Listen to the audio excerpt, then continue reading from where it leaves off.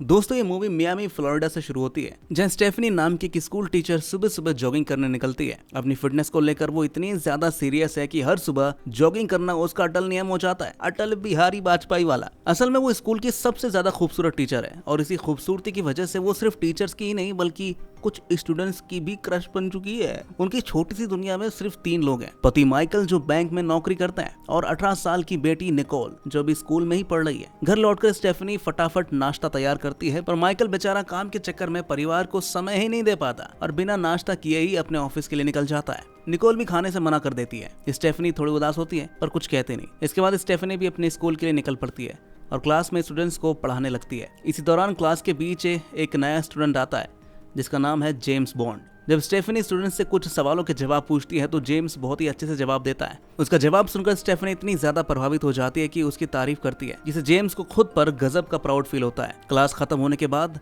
निकलते वक्त स्टेफनी गलती से रिचर्ड से टकरा जाती है, जो स्कूल का एक स्टाफ मेंबर है। रिचर्ड स्टेफनी को कुछ ज्यादा ही इंपॉर्टेंस देने की कोशिश करता है क्योंकि आखिरकार वो स्कूल की सबसे खूबसूरत टीचर जो है, पर स्टेफनी उसे ज्यादा भाव नहीं देती, कलमो और निकल बोल के निकल जाती है। अरे भाई मैं टीचर हूँ, कोई मिस यूनिवर्स थोड़ी। इसके बाद वो लिंडा से मिलती है जो उनकी सहकर्मी है यानी को-एम्प्लॉय, और उस नए स्टूडेंट जेम्स के बारे में बात करने लगती है कि वो कितना ज्यादा स्मार्ट है। लिंडा बताती है कि वो लड़का किसी और स्कूल से ट्रांसफर होकर यहाँ पर आया है और अपनी आगे की पढ़ाई यही करना चाहता है। फिर रात के समय का नजारा होता है जहाँ स्टेफनी स्विमिंग कर रही होती है। जैसे कि पहले ही बताया गया, वो अपनी फिटनेस का बहुत ज्यादा ध्यान रखती है, शायद इसीलिए स्विमिंग भी उसकी रूटीन का एक हिस्सा है। थोड़ी देर स्विमिंग करने के बाद वो अपने पति के पास आती है और उन्हें किस करने लगती है, लेकिन तभी जब दोनों करीब आ रहे होते हैं तो बाहर से कोई उन्हें देख रहा होता है और उनकी कुछ तस्वीरें भी खींच लेता है, मानो कोई प्राइवेट जासूस स्पेशल मोमेंट्स कैप्चर कर रहा हो। बाद में स्टेफनी को एक नया अनजान नंबर से मैसेज आता है कि हम दोनों इस हफ्ते मिलने वाले हैं, लेकिन भेजने वाला अपना नाम नहीं बताता, जिससे स्टेफनी के मन में उत्सुकता और थोड़ी घबराहट दोनों पैदा हो जाती है। अब अगली सुबह स्टेफनी स्टूडेंट्स को लेकर स्कूल ट्रिप पर निकल जाती है, जहां वो जहरीले फूलों और कुछ जानवरों के बारे में बात कर रही होती है, जैसे कोई डेंजर लेक्चर चल रहा हो। पर वहाँ भी कोई उसकी तस्वीर ले रहा था, मानो स्टेफनी कोई सेलिब्रिटी हो और हर पल उसकी फोटोग्राफी हो रही हो। इसके बाद सब बोट लेकर आसपास के इलाके में घूमने जाते हैं और रिचर्ड वहीं की कई सारी चीजों के बारे में स्टूडेंट्स को प्रैक्टिकली समझाता है, जैसे वो कोई लाइव विकिपीडिया हो। वहाँ जेम्स भी आया होता है जो स्टेफनी के पास बैठकर बातें कर रहा था। फिर ट्रिप खत्म होने के बाद सभी एक होटल में रुकते हैं। स्टेफनी भी थोड़ी आराम करने के लिए अपने कमरे में आती है, तभी वो खिड़की से देखती है कि जेम्स नहाकर बिना शर्ट के समुद्र के पास खड़ा होता है, मानो किसी कैलेंडर का मॉडल पोज दे रहा हो। जैसे ही जेम्स की नजर स्टेफनी पर पड़ती है वो जल्दी से खुद को छुपा लेती है, मानो पकड़ी गई।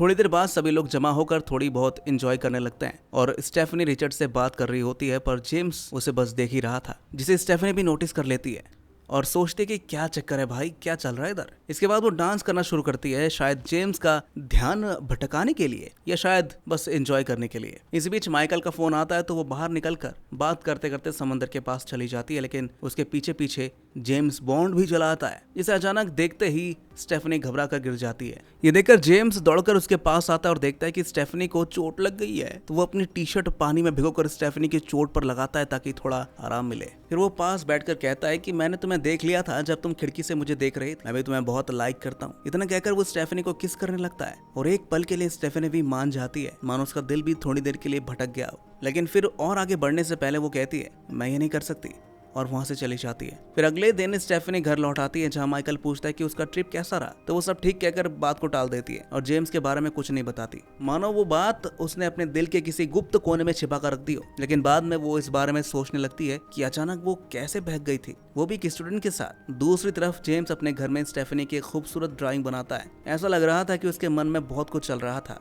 जिनको वो ज़ाहिर नहीं कर पा रहा था, मानो उसका कैनवस उसके अनकहे जज्बातों का गवाह बन गया हो। फिर अगली सुबह जब वो जॉगिंग करने जाती है तभी हम देखते हैं कि कोई गाड़ी लेकर उसका पीछा कर रहा है, मानो कोई शैडो उसका पीछा कर रही हो। लेकिन जैसे ही स्टेफनी की नजर उस गाड़ी पर पड़ती है तो वो गाड़ी वहां से भाग जाती है, जैसे कोई चोर पकड़ा गया हो। इसके बाद स्टेफनी लिंडा से मिलती है और उसे सब बताती है कि वो एक पल के लिए बहक गई थी और उससे बहुत बड़ी गलती हो गई। लिंडा चौंक जाती है, वो तुम्हारा स्टूडेंट है, कैसे कर सकती हो तुम उसके साथ? लोगों को इस बारे में पता चल गया तो सोसाइटी में तुम्हारा मुंह काला हो जाएगा लड़की।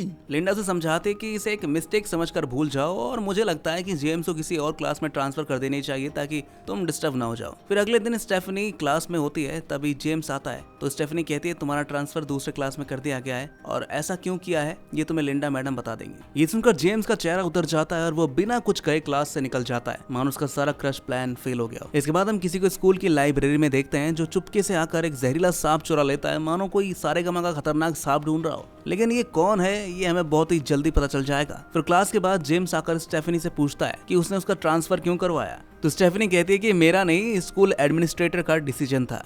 इसी बीच रिचर्ड छुपकर उनकी बातें सुन रहा था, मानो कोई स्टिंग ऑपरेशन कर रहा हो। जेम्स कहता है मैं जानता हूँ तुमने ही सब कुछ किया है क्योंकि तुम मुझसे दूर जाने की कोशिश कर रही हो। ये सुनकर स्टेफनी कहते हैं देखो जेम्स, जो भी हमारे बीच हुआ उसे एक मिस्टेक समझकर भूल जाओ प्लीज। इस बात को आगे मत बढ़ाओ क्योंकि मैं तुम्हारे टीचर हूँ और हमारे बीच ऐसा कुछ भी नहीं हो सकता। ये कहकर वो वहाँ से चली जाती है, मानो उसने जेम्स को नो एंट्री का बोर्ड दिखा दिया हो कि भाई आगे नहीं बढ़ना है। और इसके बाद हम लिंडा को देखते हैं जो किसी से फोन पर बात करते हुए दराज से कुछ निकाल रही होती है। तभी वही सांप उसे काट लेता है जिसको लैब से चुराकर किसी ने दराज में रख दिया था, मानो उस सांप को भी कोई नया घर मिल गया हो। फिर रात के समय स्टेफनी घर लौटकर जब अपने परिवार के साथ डिनर कर रही होती है तभी कोई डोरबेल बजाकर चला जाता है, मानो कोई मिस्ट्री विजिटर आया हो। माइकल दरवाजा खोलता है तो उसे वहाँ फूल मिलता है जिन्हें वो उठाकर अंदर ले जाता है, लेकिन तभी स्टेफनी कहती है उन्हें टच मत करना क्योंकि ये जहरीले फूल हैं। इन्हें टच करते ही हेलुसिनेशन होने लगता है और जहर की वजह से इंसान मर भी सकता है, मानो कोई डेथ फ्लावर का पैकेज आ गया हो। जहाँ दूसरी तरफ जेम्स घर देर से आता है, जहाँ उसकी माँ उसके बनाई हुई स्टेफनी की ड्राइंग देख रही होती है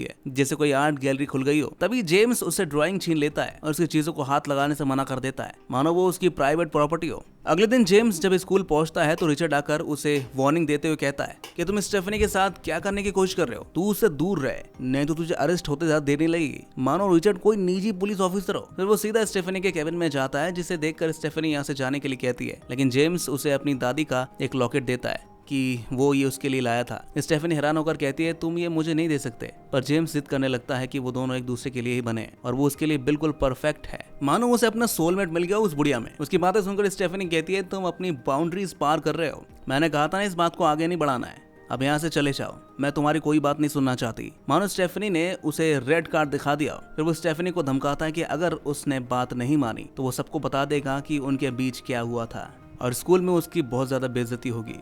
ये कहकर वो वहां से चला जाता है, मानो कोई ब्लैकमेलर धमकी देकर गया हो। फिर कुछ देर बाद जब स्टेफनी बाहर बैठी होती तो रिचर्ड जाकर कहता है मैंने तुम्हें कल रात फूल भेजे थे, क्या तुम्हें वो मिले। ये सुनकर स्टेफनी गुस्से से कहती है क्या तुम्हें वो पता नहीं कि वो जहरीले फूल थे। रिचर्ड कहता है कि मैं तो बस एक अच्छा दोस्त बनने की कोशिश कर रहा था, क्या दिक्कत हो गई। मानो वो फूल भेजकर दोस्ती का हाथ बढ़ा रहा हो, वो भी जहर के साथ। जिस पर स्टेफनी कहते कि घर में उसके पति भी हैं, अगर उन्हें कुछ हो जाता तो आइंदा ये सब करने की कोशिश मत करना, समझे तुम। ये कहकर वो गुस्से से चली जाती है, मानो रिचर्ड को चेतावनी मिल गई हो। अगले सीन में हम स्टेफनी को लैब में देखते हैं जहाँ वो कुछ काम कर रही थी। तभी अचानक उसे चक्कर आने लगते हैं। फिर उसे पता चलता है कि किसी ने उसके पीने के पानी में वही फूल का टुकड़ा मिला दिया है, जिससे उसको सिर घूमने लगता है और उसे हेलुसिनेशन होने लगती है, मानो कोई ड्रग दे दिया हो। वो कहती है कि जेम्स उसे करीब आने की कोशिश कर रहा है, जैसे कोई हंटेड एक्सपीरियंस हो रहा हो। लेकिन वो किसी तरह वहां से निकल जाती है, जहां उसकी हालत देखकर लिंडा, रिचर्ड और जेम्स आते हैं और तभी वो बेहोश होकर गिर जाती है। इसके बाद उसे घर में होश आती है, जहां उसकी बेटी कहती है कि वो स्कूल में बेहोश हो गई थी, उस फूल की वजह से ऐसा हुआ था, जिसके लिए पुलिस केस भी हो गई है, मानो वो कोई क्राइम सीन हो। फिर अगले दिन उनके घर एक पुलिस ऑफिसर आती है और उससे कहती है कोई तो जरूर है जिसने जानबूझकर तुम्हें नुकसान पहुंचाने की कोशिश की है। अगर तुम्हारा टीममेट सही समय पर नहीं आता तो शायद तुम्हारा बचना नामुमकिन हो जाता। तुम्हें किसी पर शक है तो मैं बता सकती हो। तो स्टेफनी बताती है कि रिचर्ड ने पहले भी उसे घर में फूल भेजे थे, तो ये काम उसी का हो सकता है। ये सुनते ही पुलिस तुरंत स्कूल पहुंचती है और रिचर्ड को गिरफ्तार कर लेती है। रिचर्ड बताने लगता है कि उसने ऐसा कुछ भी नहीं किया, पर वहाँ कोई उसकी बात सुनने को तैयार ही नहीं था, मानो कसूरवार घोषित हो गया हो। इसके बाद स्कूल के प्रिंसिपल स्टेफनी को केबिन बुलाते हैं और उसे समझाते हुए कहते हैं कि रिचर्ड अभी भी जेल में है, तो वो चाहते हैं कि जब तक उसका मामला नॉर्मल नहीं हो जाता तब तक वो कुछ दिनों के लिए घर में ही रहे। पर बाहर निकलते ही घर में उसकी मुलाकात जेम्स से होती है, जिसके चेहरे पर चोट के निशान थे। तो स्टेफनी के पूछने पर वो जवाब देता है कि उसकी माँ के बॉयफ्रेंड के साथ झगड़ा हो गया था उसका, मानो वो कोई बहादुरी की कहानी सुना रहा हो। फिर वो एक हल्की मुस्कान के साथ कहता है अच्छा हुआ रिचर्ड पकड़ा गया, नहीं तो शायद वो तुम्हें और नुकसान पहुंचा सकता था। अब हमारे बीच कोई नहीं आ सकता, मानो जेम्स ही असली विलन हो। अब ये सुनकर स्टेफनी उसे समझाने लगती है कि देखो जेम्स, कभी कभी हमारे लाइफ में कंट्रोल से बाहर की चीजें हो जाती हैं, और मैं तुम्हारी टीचर हूँ, उम्र में काफी बड़ी हूँ तुमसे, इसलिए अच्छा ही होगा तुम इस बात को भूल जाओ और अपनी उम्र की किसी लड़की से प्यार करो। मानो उसे लाइफ लेसन दे रही है वो। इतना कहकर वो चली जाती है। अगले दिन सुबह स्टेफनी जॉगिंग करके वापस आती है और अपनी बेटी निकोल से बात करने लगती है। तो निकोल बताती है कि वो एक लड़के को पसंद करती है और पिछले कई दिनों से उसे डेट कर रही है। वो बहुत ही अच्छा लड़का है, आप चाहो तो एक बार उससे मिल सकते हो। मानो वो अपनी लव स्टोरी सुना रही हो। स्टेफनी मुस्कुराकर कहती है अच्छा हुआ तुमने मुझे बता दिया, तो क्यों ना तुम उसे डिनर पर बुला लो, ताकि मैं भी जान लूं कि वो लड़का है कौन जिसको मेरी बेटी इतना ज्यादा पसंद करती है। मानो कोई इंट्रोडक्शन पार्टी होने वाली है। अब यहाँ से सीन कट होता है और लिंडा स्टेफनी को समझाती है कि जेम्स को हल्के में मत लेना,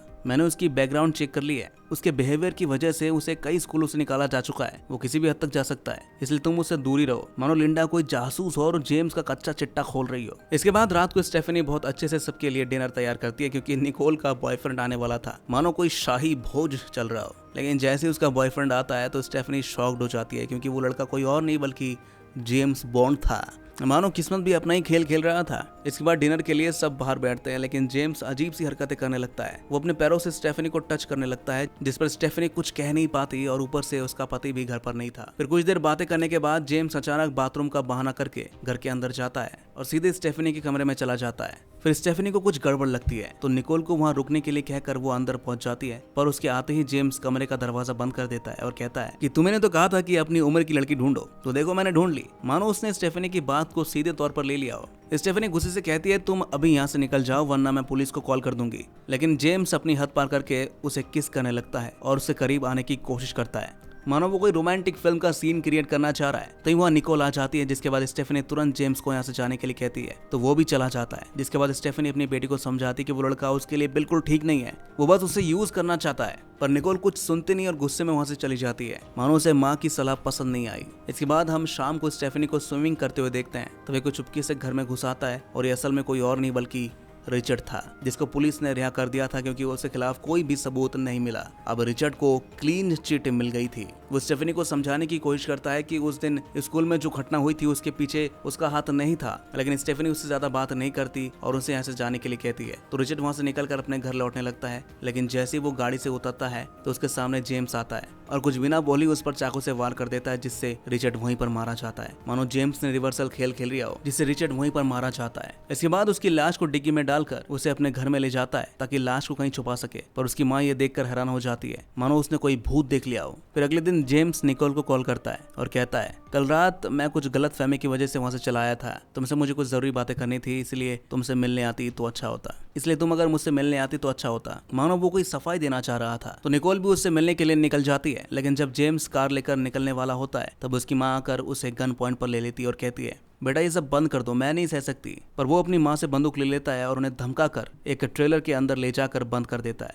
मानो वो कोई किडनैपर हो। फिर अगले सीन में जब निकोल उससे मिलने पहुंचती है तो जेम्स उसे झूठ कहता है कि स्टेफनी ने उसे उस रात जबरदस्ती किस किया था, शायद वो चाहती है कि हम दोनों अलग हो जाएं या फिर किस करने के बहाने मुझे टेस्ट कर रही थी। मैं तुमसे बहुत प्यार करता हूँ और हम दोनों को मिलकर उनसे बात करनी चाहिए, मानो वो प्यार का नाटक कर रहा हो। फिर वो अपनी माँ से मिलवाने के बहाने उसे घर ले जाता है और निकोल भी उसकी बातों में आ जाती है, मानो निकोल एक भोलू हो। इसके बाद जेम्स स्टेफनी को कॉल करके कहता है निकोल उसके कब्जे में है, तुमने मेरी बात नहीं मानी, अब तुम अपने आप ही यहाँ पर चलकर आओगी। तो स्टेफनी कहती है कि अगर तुमने उसे कुछ भी किया तो मैं तुम्हें जिंदा नहीं छोड़ूंगी। जेम्स कहता है जल्दी से मेरे घर आ जाओ, मैं तुम्हारा इंतजार कर रहा हूँ, और हाँ पुलिस को कॉल करने की सोचना भी मत, नहीं तो मैं निकोल को मार दूंगा। मानो जेम्स ने फाइनल वार्निंग दे दी उसे। इसके बाद स्टेफनी जल्दी से कार लेकर उस जगह पहुंचने की कोशिश करती है, लेकिन बीच रास्ते में उसकी कार फंस जाती है। तो वहां से दौड़ते हुए जेम्स के घर पहुंचती है। वहां पर सबसे पहले वो ट्रेलर में चेक करती है तो एक अलमारी के अंदर उसे जेम्स की माँ मिलती है, जिसको जेम्स ने कैद करके रखा हुआ था और वो जख्मी हालत में थी, मानो जेम्स ने अपनी माँ को भी बंधक बना लिया हो।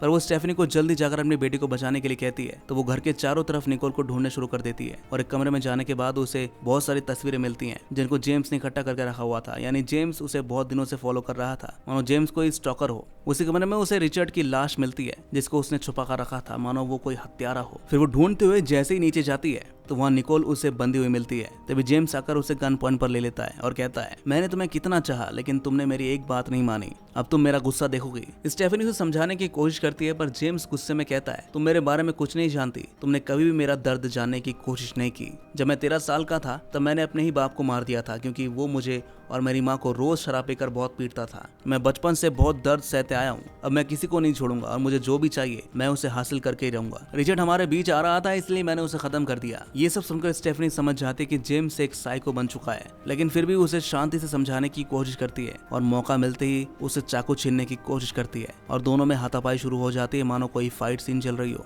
लेकिन जेम्स उस पर भारी पड़ने लगता है और गला दबाकर उसे जान से मारने की कोशिश करता है, लेकिन तभी पीछे से जेम्स की माँ आकर उसे गोली मार देती है और वहीं पर निपट जाता है, मानो माँ की ममता ने अपने ही बेटे को सबक सिखा दिया हो।